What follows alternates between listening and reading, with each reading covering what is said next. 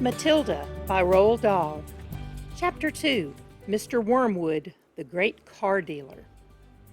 Matilda's parents owned quite a nice house with 3 bedrooms upstairs, while on the ground floor there was a dining room and a living room and a kitchen. Her father was a dealer in second-hand cars, and it seemed he did pretty well at it. Sawdust, he would say proudly, is one of the greatest secrets of my success, and it costs me nothing. I get it free from the sawmill. What do you use it for? Matilda asked him.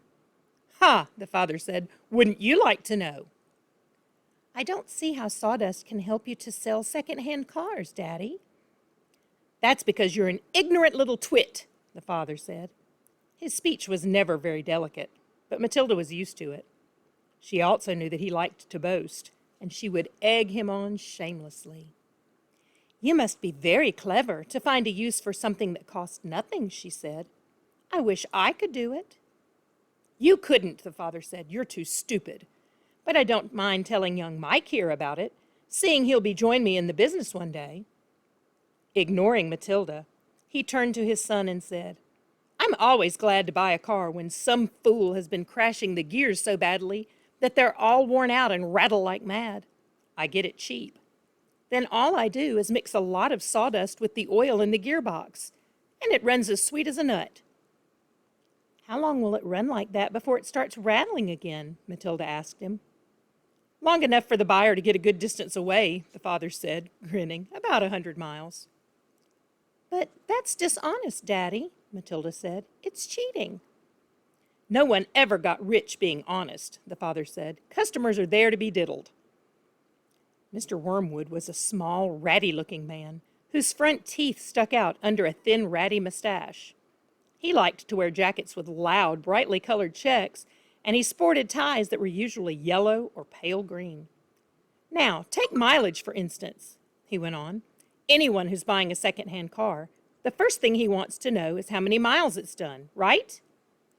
Right, the son said. So I buy an old dump that's got about 150,000 miles on the clock. I get it cheap, but no one's going to buy it with a mileage like that, are they? And these days you can't just take the speedometer out and fiddle the numbers back like you used to 10 years ago.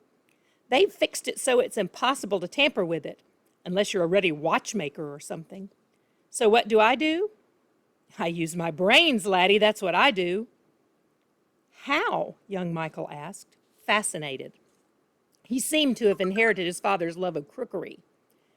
I sit down and say to myself, how can I convert a mileage reading of 150,000 into only 10,000 without taking the speedometer to pieces? Well, if I were to run the car backward for long enough, then obviously that would do it. The numbers would click backwards, wouldn't they? But who's going to drive a flaming car in reverse for thousands of miles? You couldn't do it. Of course you couldn't, young Michael said.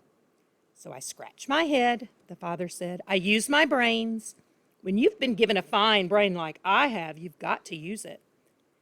And all of a sudden, the answer hits me. I tell you, I felt exactly like that other brilliant fellow must have felt when he discovered penicillin. Eureka, I cried. I've got it. What did you do, Dad? The son asked him. The speedometer, Mr. Wormwood said, is run off a cable that is coupled up to one of the front wheels. So first I disconnect the cable where it joins the front wheel. Next, I get one of those high-speed electric drills, and I couple that up to the end of the cable in such a way that when the drill turns, it runs the cable backwards. You got me so far? You following me? Yes, Daddy, young Michael said. These drills run at a tremendous speed, the father said. So when I switch on the drill, the mileage number on the speedos spin backwards at a fantastic rate.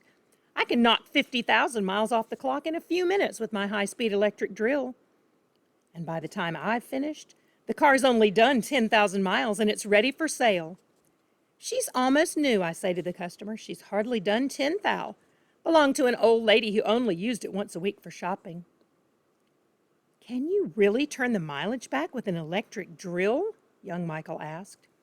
I'm telling you trade secrets, the father said. So don't you go talking about this to anyone else. You don't want to put me in jug, do you? I won't tell a soul, the boy said. Do you do this to many cars, Dad? Every single car that comes through my hands gets the treatment, the father said. They all have their mileage cut to under 10,000 before they're offered for sale. And to think I invented that all by myself, he added proudly. It's made me a mint. Matilda, who had been listening closely, said, But, Daddy, that's even more dishonest than the sawdust. It's disgusting. You're cheating people who trust you. If you don't like it, then don't eat the food in this house, the father said. It's bought with the profits. It's dirty money, Matilda said. I hate it. 2 red spots appears on the father's cheeks. Who the heck do you think you are? He shouted. The Archbishop of Canterbury or something? Preaching to me about honesty? You're just an ignorant little squirt who hasn't the foggiest idea what you're talking about. Quite right, Harry, the mother said. And to Matilda, she said, You've got a nerve talking to your father like that. Now keep your nasty mouth shut so we can all watch this program in peace. They were in the living room eating their suppers on their knees in front of the telly. The suppers were TV dinners in floppy aluminum containers with separate compartments for the stewed meat, the boiled potatoes, and the peas. Mrs. Wormwood sat munching her meal with her eyes glued to the American soap opera on the screen. She was a large woman whose hair was dyed platinum blonde, except where you could see the mousy brown bits growing out from the roots. She wore heavy makeup, and she had one of those unfortunate bulging figures where the flesh appears to be strapped in all around the body to prevent it from falling out. Mummy, Matilda said, would you mind if I ate my supper in the dining room so I could read my book? The father glanced up sharply. I would mind, he snapped. Supper is a family gathering, and no one leaves the table till it's over. But we're not at the table, Matilda said. We never are. We're always eating off our knees and watching the telly. What's wrong with watching the telly, may I ask? The father said. His voice had suddenly become soft and dangerous. Matilda didn't trust herself to answer him, so she kept quiet.